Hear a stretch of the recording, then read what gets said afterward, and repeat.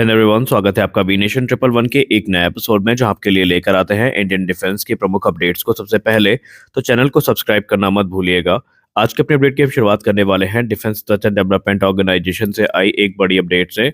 जैसा कि आपको पता है कि डीआरडीओ इस समय भारतीय वायुसेना के लिए अलग अलग मिसाइल प्रोग्राम्स पे काम कर रही है, जिसमें अस्त्र सीरीज और रुद्रम सीरीज की मिसाइल्स शामिल है।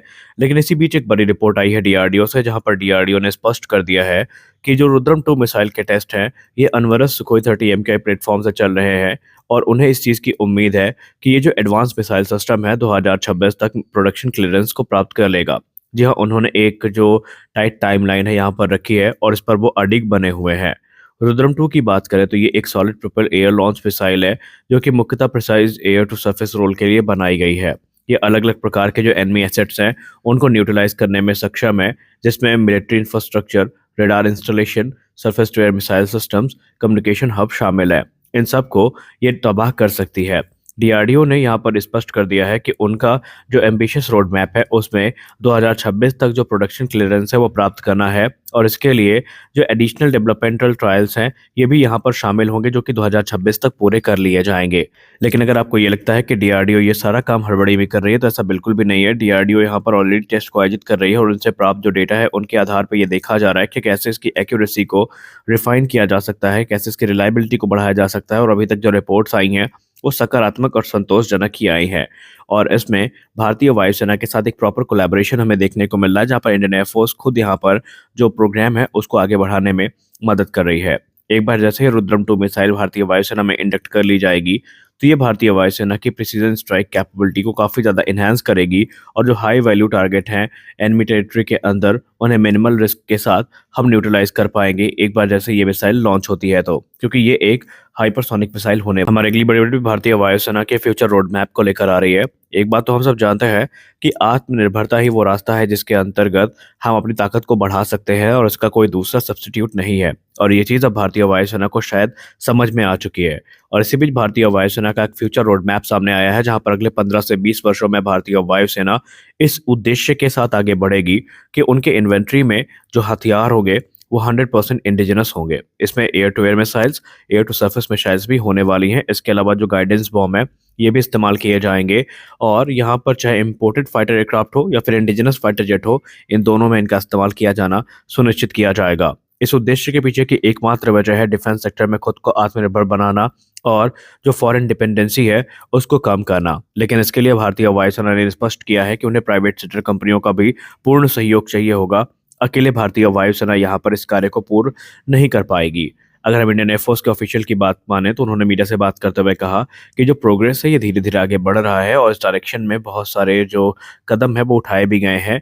यहाँ पर जो स्टेट ओन डिफेंस ऑर्गेनाइजेशन है और प्राइवेट सेक्टर फर्म्स है उनका उत्साह भी देखते बनता है, और वो इसमें सहयोग करने के लिए तैयार है। उन्होंने कहा कि हमारा प्लान तो यही है कि जो फुल ट्रांजिशन है यानी 0 से 100% का, ये इंडियन मेड वेपन सिस्टम पे ही हमें देखने को मिले। और आने वाले 15 से 20 वर्षों में हम यही प्रयासरत रहेंगे कि अधिक से अधिक जो वेपन सिस्टम हमारे फाइटर जेट्स में इस्तेमाल किए जाएं वो इंडिजिनस हों, जो कि आत्मनिर्भर भारत इनिशिएटिव को भी सपोर्ट करें और हमारी जो फॉरेन डिपेंडेंसी है उसको कम करें। और आपने एक चीज़ गौर तो करी होगी कि अगर हम एयर टू एयर मिसाइल्स की बात करते हैं तो अस्त्र सीरीज की तीनों मिसाइल भारतीय वायुसेना की ताकत को कई गुना ज़्यादा बढ़ा देंगी। हाँ, एक चीज़ है कि शॉर्ट रेंज की जो मिसाइल है इस पे अभी भारत को काम करना है, और उस पे ऑलरेडी डीआरडीओ कुछ ना कुछ तो कर ही रही है, क्योंकि अस्त्र आईआर का सॉरी जो एक नाम था बीच में सामने भी आया था। इसके अलावा अगर हम बात करते हैं क्रूज मिसाइल्स की, तो ब्रह्मोस एनजी जैसी क्रूज मिसाइल्स हमें देखने को मिल जाएंगी, और रुद्रम सीरीज की जो एंटी रेडिएशन मिसाइल्स हैं वो भी हमें देखने को मिलने वाली है। हमारी अगली बड़ी update director of engineering western, जो कि एयर हेडक्वार्टर्स के अंतर्गत आता है, इसको लेकर आ रही है। दरअसल इनके द्वारा एक एक्सप्रेशन ऑफ इंटरेस्ट इशू करी गई है, जहां पर ऐसे इंडियन कंपनीज की तलाश की जा रही है जो कि F-64 अपाचे भारतीय वायुसेना के हैं, इनको रिपेयर और रिकवर करने में सहयोग कर सके। क्योंकि आपको पता है कि हाल ही में कुछ अपाचे अटैक हेलीकॉप्टर की जो इमरजेंसी लैंडिंग्स हैं वो हुई हैं, उसके बाद जो डैमेज है वो भी देखा गया है। तो ऐसे इस समय कंपनियों की तलाश की जा रही है जो कि इनको रिपेयर करने में, रिकवर करने में भारतीय वायुसेना का सहयोग कर सके। और ये काफ़ी महत्वपूर्ण स्टेप है, क्योंकि इसके चलते जो आत्मनिर्भरता है वो तो हमें प्राप्त ही होगी, और बार बार हमें मेंटेनेंस के लिए जो ओरिजिनल इक्विपमेंट मैन्युफैक्चरर्स है उनके तरफ देखना नहीं पड़ेगा। ये जो एक्सप्रेशन ऑफ इंटरेस्ट है इसका एक ही एम है कि ऐसे कंपनीज को आइडेंटिफाई करना जिनके पास जो ज़रूरी सर्टिफिकेशंस है वो हों, इंफ्रास्ट्रक्चर हो और एक्सपीरियंस हो कि कैसे इस प्रकार के हेलीकॉप्टर्स को रिकवर करना है, कैसे इसको डैमेज कंट्रोल करना है, कैसे इसको मेंटेन करके भारतीय वायुसेना की सर्विस में वापस लाना है। हमारी अगली बड़ी अपडेट आ रही है भारतीय नौसेना से और ये काफ़ी चौंकाने वाली रिपोर्ट है। भारतीय नौसेना ने मीडिया को अवगत करवाया है कि उनकी एक सबमरीन गोवा कोस्ट से तकरीबन 70 नॉटिकल माइल्स की दूरी पर एक फिशिंग बोट से टकरा गई है। जी हाँ, ये एक्सीडेंट हुआ है तकरीबन 70 नॉटिकल माइल्स की दूरी पर।